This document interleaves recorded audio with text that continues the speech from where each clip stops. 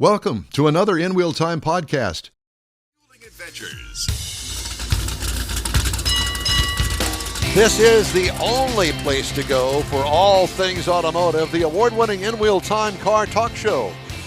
Coming up, we're going to have another guest from today's show. By the way, we're coming to you from the 42nd Annual Houston Auto Show. Mars, I think you were here for the first one, and you were 40 then, so that makes you 82 now. Is that right? There was a display of Conestoga wagons in the corner. In the back corner, yeah. The back corner. But, so what you need to do is ask Don, since Don's older than I am, Oh. what was here before that? The Conestoga wagons. Caesar and his horses. Also coming Chariots. up, Jeff's going to have the racing calendar. Mars has This Week in Auto History, and I'll get you caught up on the stories making automotive news headlines. Howdy. Along with Mike out of this world, Mars, we always need more Jeff Zekin. Our chief engineer, David Ainsley, got out of bed this morning. Didn't brush his hair, but he made it here, and he's our chief engineer. I'm Don Armstrong. Glad you could join us today. It's a great day. It's a beautiful day to get out and really enjoy it. Clear skies overhead. We've had a week of horrible weather here, and Several it's weeks. time. Yeah. Well, this particular past week. It's time now to get out, enjoy, and have fun. Air conditioned. And this is a good place Yeah. to do it, too. So half of the arena, the NRG Center, is loaded up with cars. The other half loaded up with boats. And so you get a 2-for-1 here. Yep. Or a BOGO, as the girls call it. A what? A BOGO. Buy one, get one. Buy one, get one. So you buy a ticket. And Yeah. you get it. And not only do you get to the automotive show, but you you also get the boats as well. You betcha. Yeah, I'm going to stick with the twofer. Are you? Okay. Okay, well, you just do that. You So do our that. guest now in the remote studio here of the InWheelTime Broadcasting Mega Center is Jack's son, Jeff Nicholson. There you go. And Jeff is from West Point, Lincoln. I was going to say West Point, Lincoln Mercury, but I think that brand went away a few years ago. It definitely did. It did. Definitely. You're too young to know that. But, yeah, so now it's just West Point, Lincoln. Yes, sir. That's correct. And Lincoln's back. Definitely. Yeah. How many models of vehicles do you now have? We have 4. They are? The Corsair, Nautilus, Aviator, and Navigator, in that order from small to big. Okay. Oh. I like that little one. Yeah. I like that little. Is that the biggest seller for you, or is it the Navigator? The Navigator. And the for Navigator, of course, it is. Sure. Yes. I'll tell you what. The last time it's been a while since I had one, but the seats in that Navigator, oh my God! It's Yeah. like you took that your favorite leather chair that you watch TV and game with, and put it in a vehicle. Ooh, it's comfy. So where do you want to start? What's down there in the West Point? Well, it's actually the Lincoln booth. I assume that you're just manning it today. Yes, sir. I'm. You're not trying to sell cars down there. You are a product expert. He's an educator. Yes, definitely. Well, in our language, it's educator. But that's Edumacator. okay. All right. Oh, all right. So Jeff, where do you want to start? Well, so we have the 2025 Navigator over there on display. It is open for everybody to look at, sit in, play with. And we do have some salespeople over there that will be happy to answer any questions, even me as well. We're not going to push you to sell for anything. We're just going to give you some product knowledge and make sure that you have a great time at the Automotive and Boat And Show. so obviously, to me, in my mind, the main competitor is the Chevy Suburban, the Cadillac Escalade, as I like to call it, and the GMC version of it, Yes. right? Yes, sir. And when you do your product review, if you will, for somebody that's looking at it, do you compare? Do you say, well, our vehicle does this and has this and priced this way, and if you're comparing it to the Navigator and comparing that with the Cadillac Escalade, here's what you're going to find in our vehicle. Do you do that? Yes. Because I want to know that. Gotcha. Because if I'm shopping the Navigator, I'm shopping the Escalade too. Definitely. Yeah. Aren't they priced competitively? They are. The price of the 25 Navigator did go up a little bit, but it starts at $100,000 and goes up from there. But it definitely is very, very comparable, or even better than the Escalade, as you call it. Well, and because I want to know that thing, you know, and we tout on the show the really nice part about the Houston Auto Show is the fact that you can learn all of these things and compare these vehicles in one venue. I don't have to drive out to West Point and then go down the way to the Cadillac dealership. Plus, I don't have to have that sales pressure put on me. I want to come here and I want to find out about it. And that's the really cool thing to me about it. As long as I've been coming to it, which has been at least 55 years, because Conestoga wagons, you know, that's the nice thing about it. Definitely. Yeah. I love it here. We have a ride and drive outside for the 25 Nautilus. Yes. Oh, for the Nautilus? Yes, sir. And where does the Nautilus fit in? Is it underneath the Navigator? So it is underneath the Aviator. It is our mid-size two-row The midsize. SUV. Yeah. So seems to me that would, well, that and the smaller one would be inching up on sales, probably because of the price for one, and what you get in it. Because now you're competing with things like Jaguar. Yes. Yeah. Correct? Porsche. Jaguar, Porsche, Cadillac, Volvo, all of them. Yeah. And let's not forget Buick. Buick. Oh, yeah, Buick's creeping up for sure. Because he owns the dang Buick. That's why. Don't feel that. bad. It used to be Cadillac. Yeah. Now it's Buick. Now it's Buick. That's Buick. Could be Lincoln. Could be Lincoln. It could be. Definitely. You should definitely come check us out. Yeah. Down there at West Point. Where is West Point? West Point is off of I-10 in Kirkwood. Right. Okay. So we also do have a Sugarland location, which is 59, roughly around West Airport area. So, and it's very nice down there. It's right next to the old Texas Direct Auto that used to be down there. Right. So That's right. Yes, I know exactly where you are. And which one are you at? I am at the Kirkwood location in I-10. Yeah. Okay. Well, business should be pretty good out there. Yeah. Definitely. Yeah. Yeah. We are the energy corridor of Houston. So, Exactly. And we got all those people coming Now, do you through. live out there? I live in Richmond. Oh, not Oh, far. my God. Well, it's not far. It's far enough. far. On I-10? Yeah, I-10 in Kirkwood. You What just- time are you supposed to be at work every day? 9:30. So you get up at 9:30. 4. So he's at the tail end. So he's at the tail end of morning drive. Yeah, and he's walking in with his tie, going like that. Got to make sure it looks spiffy. Yeah, Yeah, you know, exactly. How sometimes long have you been in car business? almost 7 years. Almost Really? 7 years. Yes. And did you raise your hand to get in the car business? Where did you start? I started at AutoNation, CDJR in Katy, and then just moved around from there looking at different cars. I worked at Cadillac, even Kia for just a little bit, for a week. So when you were in high school, you said, "I want to be a car salesman." I wanted to work in the car industry, Did not you? particularly a car Because salesperson. that was me. Yeah. Because I was in high school, I wanted to be in the service department. Gotcha. Because I was in new car make ready at a place called Richardson Chevrolet. It doesn't exist anymore. But so I worked at a very, very busy Chevy dealer. Nice. And they sold a ton of Chevys. Definitely. And so, I started new car make ready, washing, getting cars ready to go out to the customer that just bought it. Nice. And then graduation came along. I thought, you know what? I want to get into the service side. So I was a service advisor. They sent me to GM training school. Learned a few things there and got skated on by all of the other people that were in the service department. Yep. And that didn't work out too well for me, but I learned a lot. And it was an interesting thing. It's not that way anymore. Dealerships are a lot different than they were back then. And the very successful ones, they got their act together. They know what they're doing. They have a lot more tools in the sales department. I mean, you got computers. You can shop what you're selling. You can shop around, see what other people are asking for. Yeah. It's an interesting market today, and to go into a new car dealership is an experience. My first was a service writer at a Cadillac dealership in Ann Arbor, Michigan. And that was when you had 5 copies, press hard, to all the service writers, all the parts and things like that. Now you're getting to your computerized. So vast differences.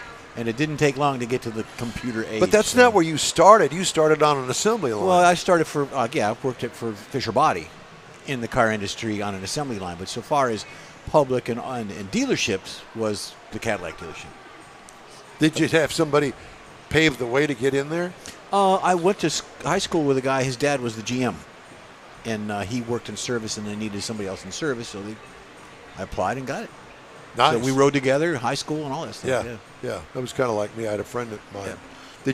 So you didn't have a friend in the car business. You just went for it yourself. Yep, I just went straight for it and said, hey, I want to work. I went straight into work, and I was like, let's do this. Yeah.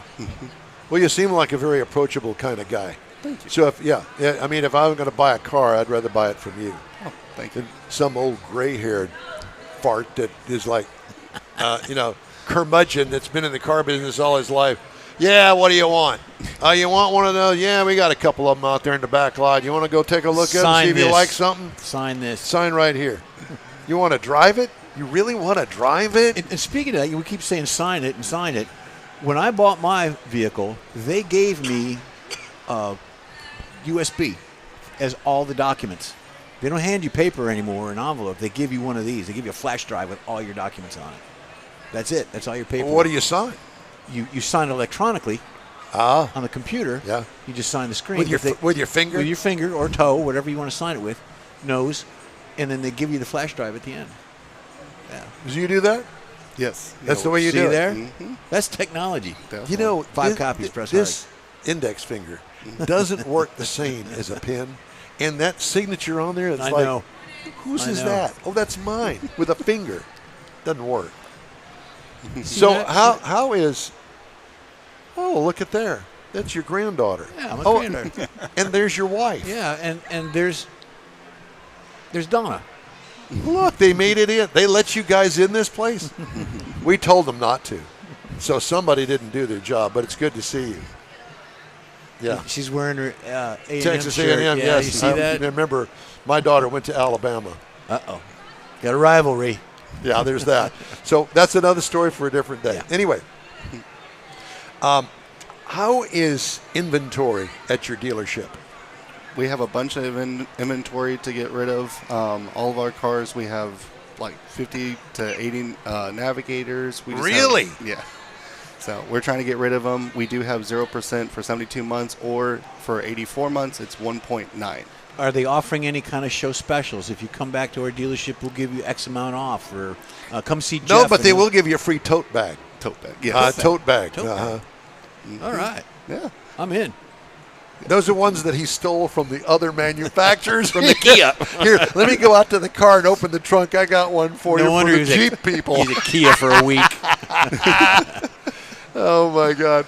You know, We'll your, get you in trouble. your boss is going to get this, and he's going to go, what Oh, the hell no. did they do to my poor salesman?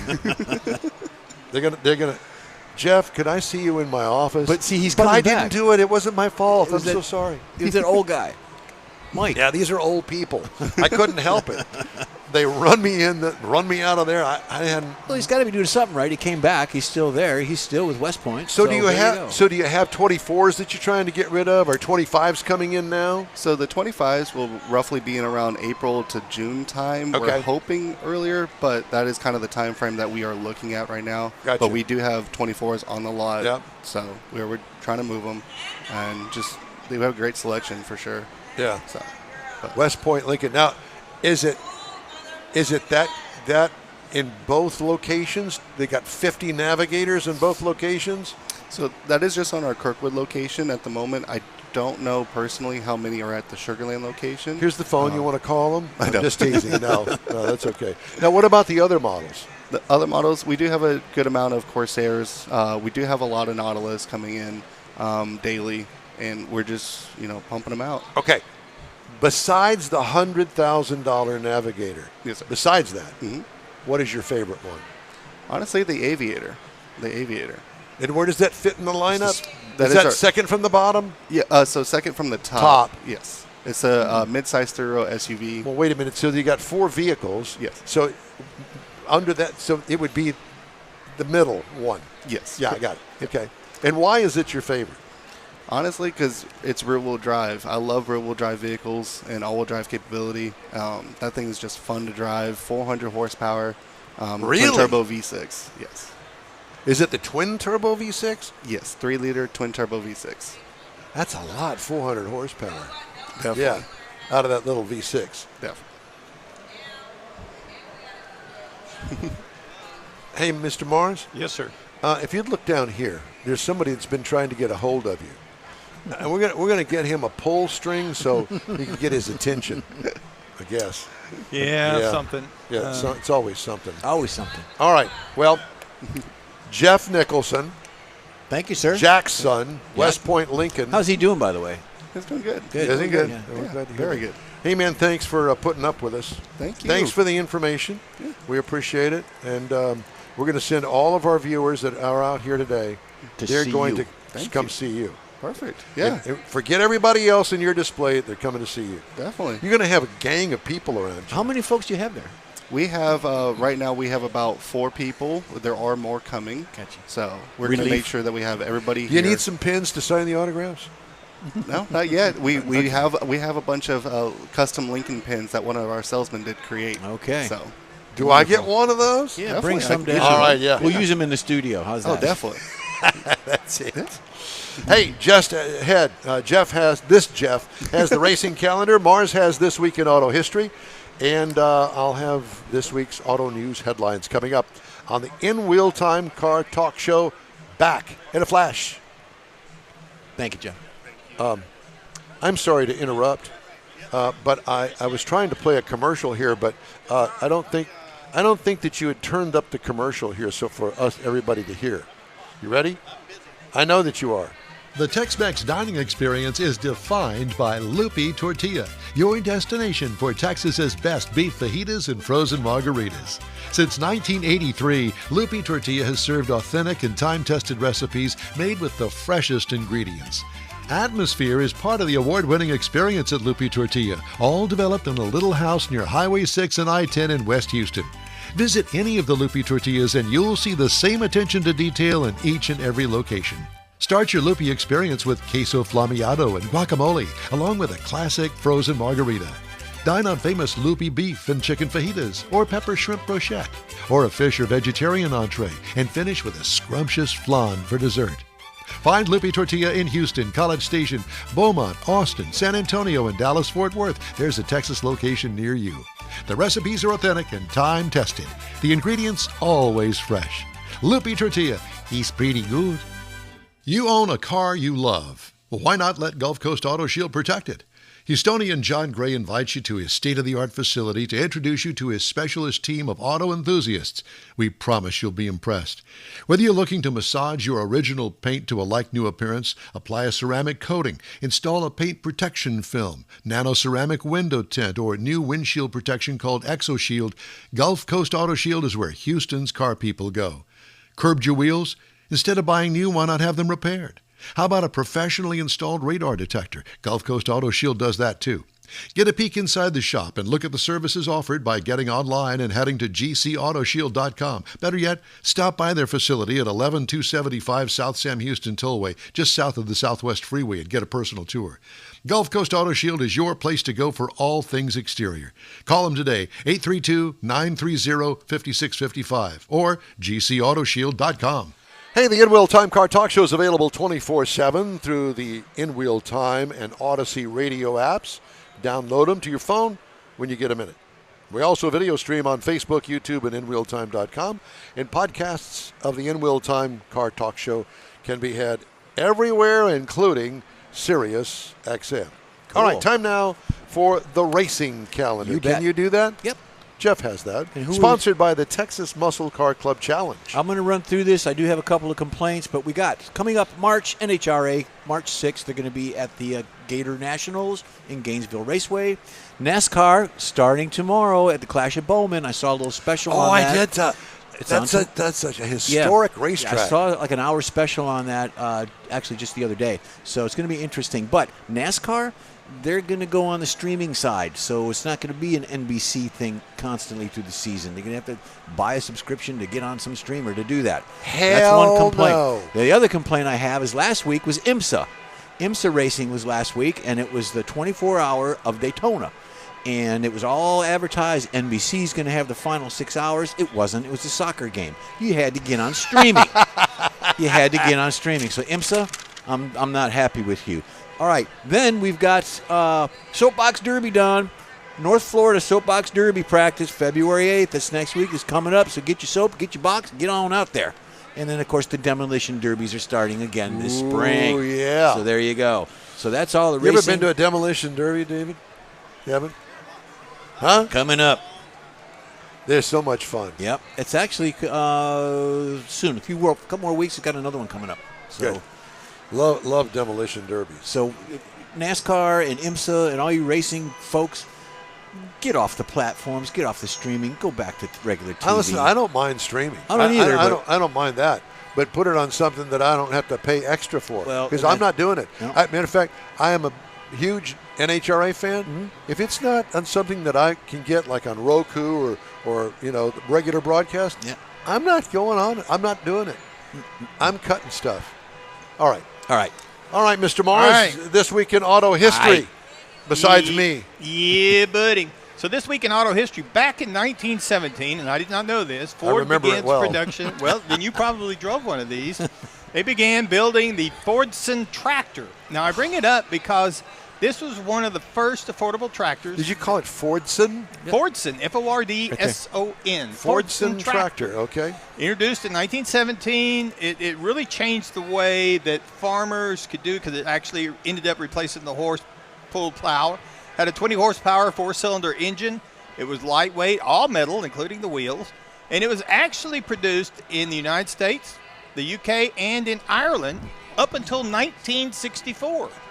And it really changed things as far as agriculture and industrial machinery goes. Now, also this week in 1930, Jeff, Cadillac introduced the V16 engine. Now, this was one of the first V16 engines produced. It was a 7.4 liter, that's 452 cubic inch engine with 165 horsepower. It was really had a lot of accolades for how well it ran, how smooth it ran, and for the refinement. So it was coming up into the Depression, so it kind of limited sales. Didn't take it, and they didn't build it real long. I tried to mount one of those on my lawnmower one time. It just didn't quite fit. No, I can see that. But by the way, Mr. But Mars, I maybe- just want you to know that the video stream has stopped working, so this is just an audio thing. And I've been working on that, and I have a message for Jeff as soon as I get through with my And what is it? segment Is it here. a hand signal? Because He I needs- know what that hand signal is. Here it is, right here. Yeah. So, but what you could do, Don, go back to your lawnmower, maybe get the 431 cubic inch V16 that came out in 1938. That might fit a little bit better. So, also this week in 1955, General Motors introduced the legendary small block Chevrolet. 265. 265, that's correct. Had up to 180 horsepower. And really what makes this significant, because for the 55, 56, 57, I mean, those were some classics that Chevrolet built. With the small block, they made the engines bigger, and it really changed, particularly hot rodding and the way that we look at things like that. Also, this week in 1958, the first Toyotas were sold in the United States. Now, they came into the market with the Toyopet Crown. I think that's how you say it. Let me see that. Toyopet. Let me see that. Where? Toyopet. Toyopet Crown. This was the well, that's close precursor. enough. It was the precursor to a Chia Pet. A Chia Pet. That That's it. came much later. That was the second generation. This was the Japanese version of the Chia Chia Pet. Pet. Right. This is the Toyopet. Okay. So Got it. this model was the Crown. It had a 1.5 liter four-cylinder engine. It had 60 horsepower. And it was very durable, but it was kind of a sluggish because of the weight of the vehicle. Now, they only sold 287 units before they stopped selling this vehicle in 1961. But then they came back in 1965 with the Toyota Corona. Not Corolla, the Corona. The Corona. That was a cigar. It was a beer. Or beer. So, anyway, they felt this was better suited for American roads, and that began Toyota's long-term. They've become Is this really a major. long? Is this a long feature that you're going to do today? I can make it long. I gotta I be at know. work Well, Monday. you're doing that already. So that's this week in automotive history. Thank God. Get back to trying to get our video stream back up, would you? I'm working on it. All right. I got some stories. We're making news headlines this week. Tesla will finally launch a long-promised commercial robo-taxi service in June. Guess where? Austin, Texas, man. that's going to expand the ride-hailing network across the U.S. and globally, according to CEO Elon Musk. He told the investors that on January 29th. He says, the proof is in the pudding. Musk said on Tesla's fourth quarter earnings call, so we're going to be launching unsupervised full self-driving as a paid service in Austin in June. Good luck. In its financial report, Tesla said fourth quarter profits fell, but revenue rose slightly. Musk, who acknowledged broken past promises, said Tesla vehicles are already operating autonomously at its Fremont, California factory, driving themselves off the assembly line to designated parking spots in a holding lot. Hell, I think that we could do that, couldn't we? Yep. Why is this all hanging down there? I Could you don't fix know. that? Yeah. Tesla's full-service driving software is classified as an advanced driver assistance feature that requires a human supervisor for safety. Okay? For those that are in the market to buy a new car, the Federal Reserve on January 29th announced no changes to the central bank's benchmark interest rate policy after its first Federal Open Market Committee meeting of 2025. The federal funds rate target will remain at 4.25 to 4.5%, where it has stood since a quarter-point cut in December. Federal Open Market Committee said January 29th. Investors expected the Fed to leave its benchmark rate alone this month as U.S. inflation had remained higher than the central bank's goal of 2%. So they ain't going to change anytime soon. If it does, it'll be a quarter of a point. Yeah. So get out there and buy. Bye-bye. Wait a minute. Isn't Is that a Taylor Swift song? No, that's a boy band. InSync? Is it InSync? Something like that. Bye. You would know a boy band. Yeah, I would, because I used to be in one. Actually, I'm in one now. He is. I heard that rumor. He's actually the boy in the boy band.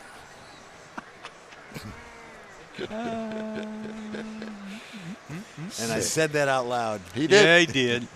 He said it, and I couldn't help myself, but I had to chuckle at that. We've got a lot more coming up. This is a 3-hour extravaganza that we're doing here. So is the SS Minnow. Yeah, that's right. That was a 3-hour tour. Yeah, and there's the Boative show, and we could sink at any minute. That's true. We could. We're treading water right now. Right, we are. Matter of fact, I've got recalls, and I'm going to give you the recalls at the top of the next hour because I think they're important, and if I don't do them, I'll forget and won't do them at all. Yep. And there's some important ones on here, including Ram 1500s, 2016 to 2019. But we'll give you all of that coming up. We'd love to hear from you. Shoot us an email anytime. The address is info@InWheelTime.com. We are back after this. Pro-Am Auto Accessories has been serving Houston's auto enthusiasts since 1984, providing world-class products for sports cars, European sedans, and American muscle. Pro-Am is known as the place to go to find exclusive and hard-to-find parts and accessories. Pro-Am is one of the very first distributors in the USA for brands such as Recaro, Redline, Momo, Corbo, and Simpson. Located in the heart of Houston's premier retail and service corridor, the Galleria area, Pro-Am's walk-in storefront includes an 8,000-square-foot warehouse, showroom, and installation bays. Pro-Am not only sells parts and accessories, but also offers installation and service. Pro-Am is now reaching a worldwide audience through Pro-Am.com, taking its local reputation to the rest of the world. At Pro-Am Auto, you'll be dealing with a small group of professionals who truly want to help you with your automotive needs. If you don't see what you're looking for on the website, call and Pro-Am will lend you a hand. Pro-Am Auto, 6125 Richmond at Green Ridge in Houston's Galleria area. Call them at 713-781-7755. From the open roads to the open waters, your adventure starts at the Houston Automotive Show at NRG Center. 1 ticket, 2 shows. Check out top cars, trucks, sport boats, fishing boats, and more. New designs, new technology, and everything in between. Spectacular experiences, amazing fun. There's something for everyone. Get your friends, get your family, and get your tickets now. The Houston Automotive Show, making waves and fueling adventures. That's it for this podcast episode of the InWheelTime Car Show. I'm Don Armstrong, inviting you to join us for our live show every Saturday morning on Facebook, YouTube, Twitch, and our InWheelTime.com website. Podcasts are available on Apple Podcasts, Spotify, Stitcher, iHeart Podcast, Podcast Addict, TuneIn, Pandora, and Amazon Music. Keep listening, and we'll see you soon.